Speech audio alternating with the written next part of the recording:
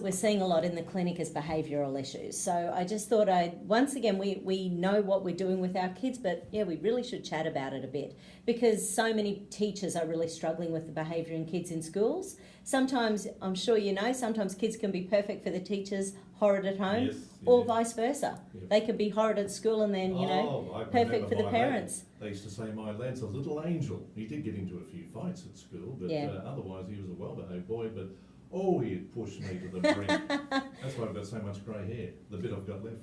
Well, I think one of the things to remember again is that gut-brain connection. I know we chat about it all the time, but what the kids have for breakfast is going to set up their brain for the day.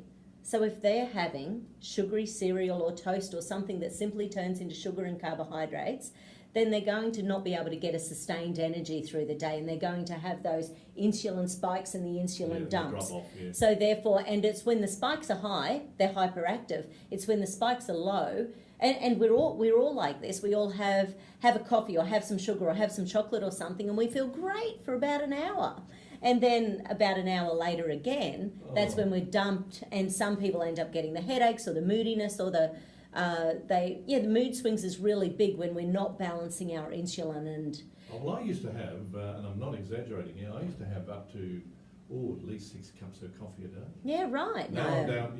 Now I'm down to 2, and sometimes I'll have a late one at night. Yeah, it's way too. Well, yes, it is way too many when we are just. Well, it depends. Once again, it's sort of like the alcohol. Do you need it or do you want it? If it is, okay. So, well, that's the thing. If you're needing some caffeine to sort of get you through, then something else is going on in the background, so are you not getting enough protein and fat for breakfast? Because a lot of people get that 1 to 3 p.m. real drop in energy. Quite often that can be because of a lack of protein and fats earlier on in the morning. So if we have enough protein and fats for brekkie, so I'm talking sort of things like eggs or salmon or even full cream milk on something, but making sure my daughter had a go at me because she is an RN. She had a go at me the other day because she saw in my fridge, because my specialist said get off the full cream milk, and I've gone back to buying light. She said, Dad, you got sugar milk again. Yeah, because they've got to replace the fats. That's right. With sugar. So you take the fats out. I think and I can't remember what the numbers are, but just say it's 7, 8, 9. So say 9 grams of carbs to 8 grams of protein to 7 grams of fat in milk, something like that. So you take out the fat, the 7 grams, and all of a sudden you've got more sugar than protein in your milk. So basically, it's pro-insulin. So therefore, insulin resistance is one of the things that raises cholesterol. Well, actually, a friend of mine has resupplied me, and I haven't been on them for about 3 months, and I know my cholesterol, and I've got to come down. I keep saying that, I've got to come down to your clinic. My cholesterol just went over 4, which isn't bad. No, it's definitely not bad. And my specialist, a lovely lady, very educated, very well educated, she said, it's gone up. And I explained what had happened. But I've gone back on these Bergamet tablets, which I find are great.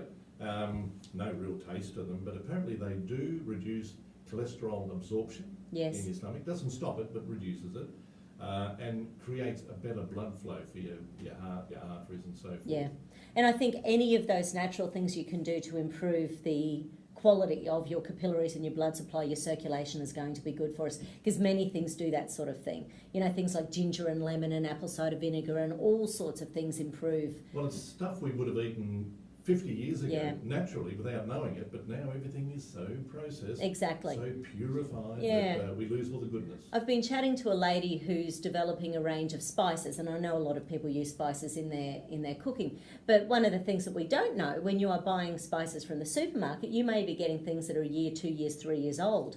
So they might still have flavour, but you're not actually getting the health benefits of the spices. If you get fresh spices and then they're a combination, any combination of herbs, you're going to get much more health benefits than if you're using dry older spices in your cupboard that have been there for years. That once again you can still get the flavour out of, but not the goodness that we're after. So, and once again, people might not even be aware that if you get good quality spices in your diet, you will improve the quality of your life. And the cooking, because you only have to look at the Thais meals. Yeah. Fresh herbs and spices, nothing bottled. It's It's all fresh, Yeah. and it really comes through in the flavour. It does. And I'm hoping to have this lady on the show at some stage, and she's an Indian woman actually, so you know she grew up with spices and Don't they know how to cook? oh, absolutely. So she's got a whole range. And anyway, so I'm giving some a trial at the moment, and I'm trying to find that Yeah. piece of paper. We've got some guests coming in the near future. Can you just pass me that? surely will. Where are the days of a control operator? We've got some guests coming in. We've got someone from a medical centre, a doctor, to discuss certain aspects of good living. Also, dental health expert coming in. And if you're contemplating surgery in regards to enhancing your looks, plastic surgery and so forth, cosmetic surgery, another expert will be coming in. So we're going to be busy Yeah, we will. in the near future, and some very interesting subjects to talk about. Cool. Yeah, and you know, it's sort of funny with dental stuff. You know, there's been so much research linking in with poor dental hygiene and heart disease. Yeah. Like, you know, you've heard that over the last few years. Yeah. So it's so important to take care of these. Once again, they seem like obvious things. They're a jolly nuisance, teeth. They really are. We shouldn't have teeth at all because Yeah. one, it'd save the wallet, because it's not cheap to get good Yeah. dental care. And, you know, your gums harden up. You don't need teeth. Hey, on a Sunday morning, you and Mr. Guy, do you have lazy Sunday mornings? We do. Oh, then you must tune in, and I'm sure you do, to the Hero Hour, Ted Turner, China. Great music, and you just sit back and enjoy the music of yesteryear and the stories attached to them. But every Sunday here at Bay FM, 7 a.m, Ted Turner, China, and always a special guest comes in, so make sure you're listening. I know you two will, because you have brekkie in bed. Oh, you do. Don't deny that. I know you do.